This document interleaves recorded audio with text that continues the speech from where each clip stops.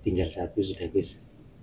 Kodok Walaupun ya terkait kodok-kodok sebelumnya kan sudah sering dibahas, Iya. tapi mungkin bisa dijabarkan lagi biar lengkap pembahasan rukun imannya ini Gus. Iman kepada kodok dan qadar itu bagaimana sih Gus?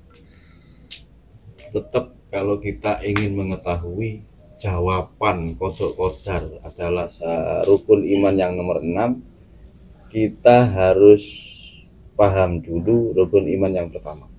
Kita kembalikan dari awal mula penciptaan.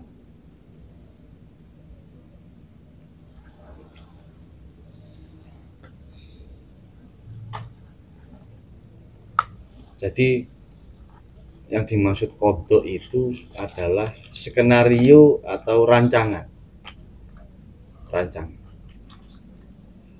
Berarti belum terjadi.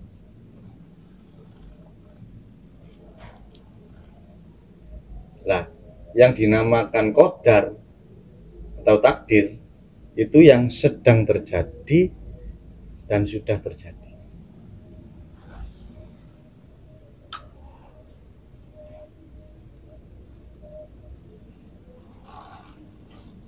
Ya, seperti katakanlah ini contohnya, secara disyariatkan itu,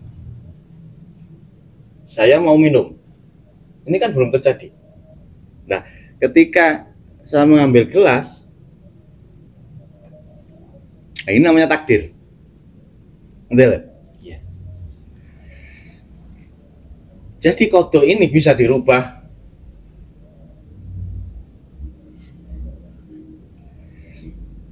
Sesuai dengan keadaan.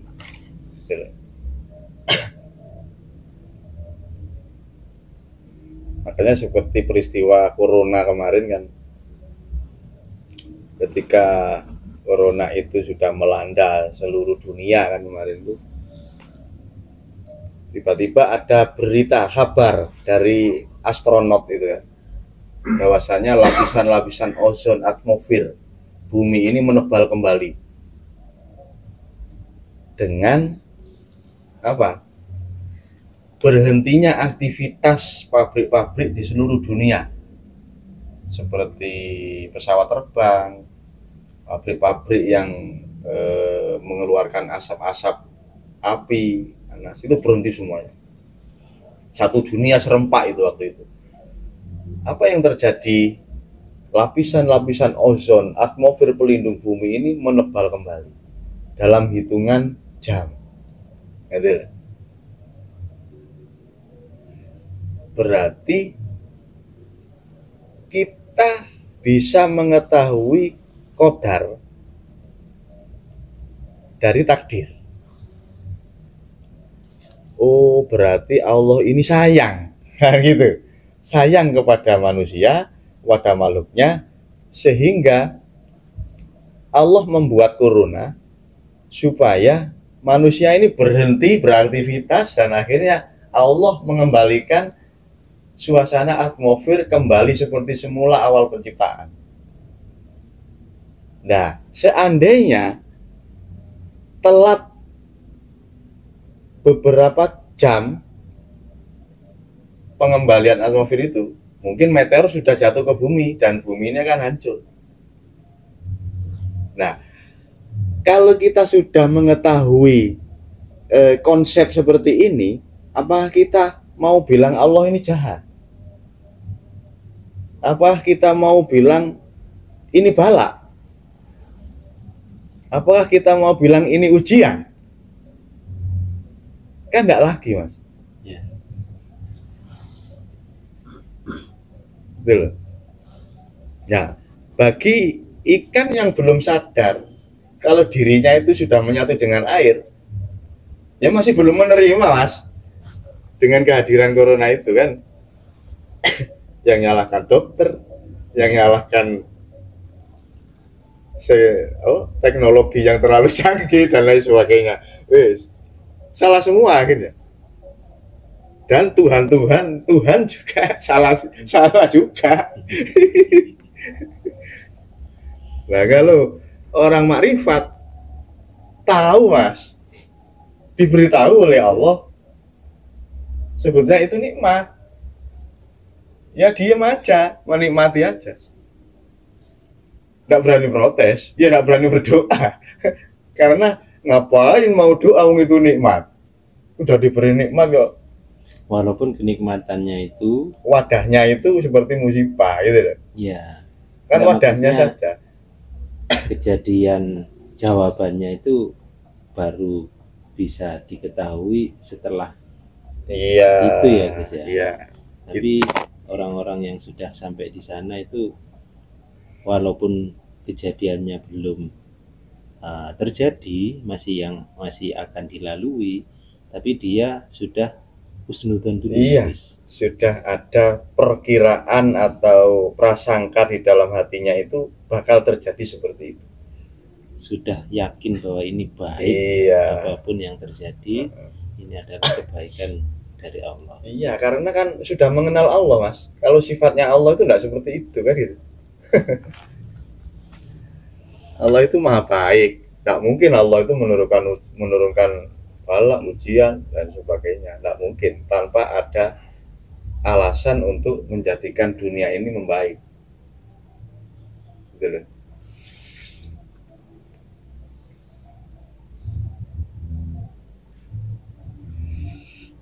Makanya sering dari golongan kita itu kadang mendengar cerita-cerita dari dulu, kiai-kiai itu kalau diberi sakit ataupun sehat sama aja, nah gitu ya, nggak ada bedanya. Sakit ya itu ya seperti itu, nggak sakit juga seperti itu kan gitu.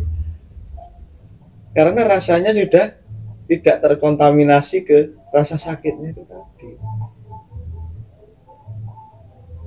Beliaunya sudah mencapai kesadaran tunggal itu tadi.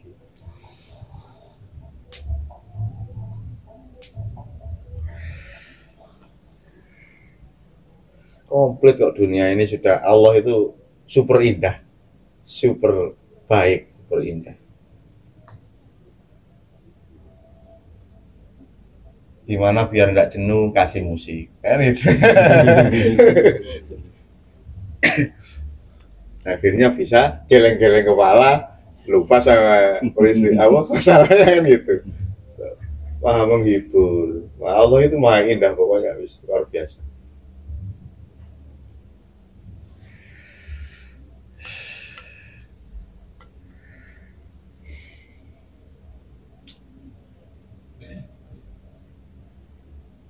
Makanya kan orang-orang yang mau berpikir saja, yang bisa memahami kan, la'alakum tattaqun, ya la'alakum tatafakkarun, la'alakum tuflihun, la'alakum, banyak ayat Al-Quran ya. Jika kalian mau berpikir, jika kalian mau merenungi, pasti ketemu kan gitu, bisa memahami maksud dari Allah itu menurunkan apa-apa di dunia ini. Kalau yang tidak mau menggunakan akal jernihnya, hati jernihnya, ya tidak bisa. Allah itu menurunkan ayat itu ke hati, bukan ke jasad. Jasad ini merupakan perantara saja.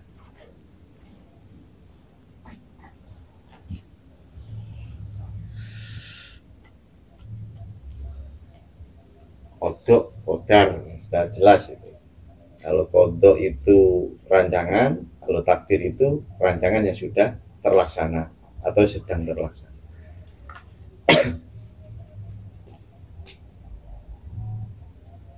Habis sudah komplit sudah Gus.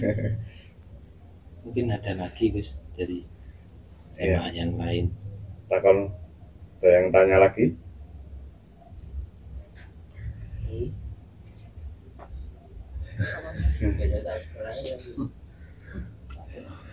Cara menghadapi takdir, nah, yang terjadi kadang kita seringkali kesulitan untuk menerima takdir yang ada, kesulitan itu apa yang membuat hati kita itu kesulitan untuk menerima takdir yang ada. Wong yang buat bumi ya Allah sendiri, yang menciptakan takdir juga Allah sendiri, nggak ada unsur dari manusia.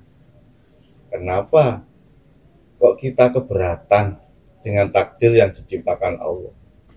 Nah, itu saya rasa itu pemicunya kurang yakinnya hati kita terhadap Allah. Berarti yang harus dievaluasi adalah pembenahan keyakinan tadi. Kenapa hati saya kok masih sakit ketika saya ditakdir seperti ini? Berarti imannya yang harus diperbaiki, diservis keyakinannya itu tadi, diperkuat lagi. Kembali ke rukun iman yang pertama, itu diperbaiki lagi, kita evaluasi lagi.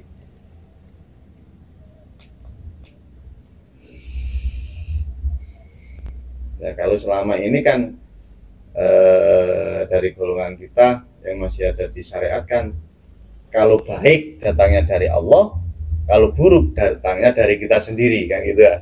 Nah, ini dari mana dasarnya? Gitu. Wong di rukun iman yang keenam itu qada qadar itu semuanya Allah yang membuat. Khairihi wa syarrihi, takdir jelek ataupun baik itu semua datang dari Allah. Itu rukun iman, Mas, yang keenam. Dan itu harus diyakini, harus diimani oleh semua orang yang beriman. Lah kok muncul yang jelek datangnya dari makhluk? Ya dari mana makhluk bisa bergerak kok mengeluarkan sesuatu yang jelek? Makhluk tidak bisa hidup, kan gitu. Nah.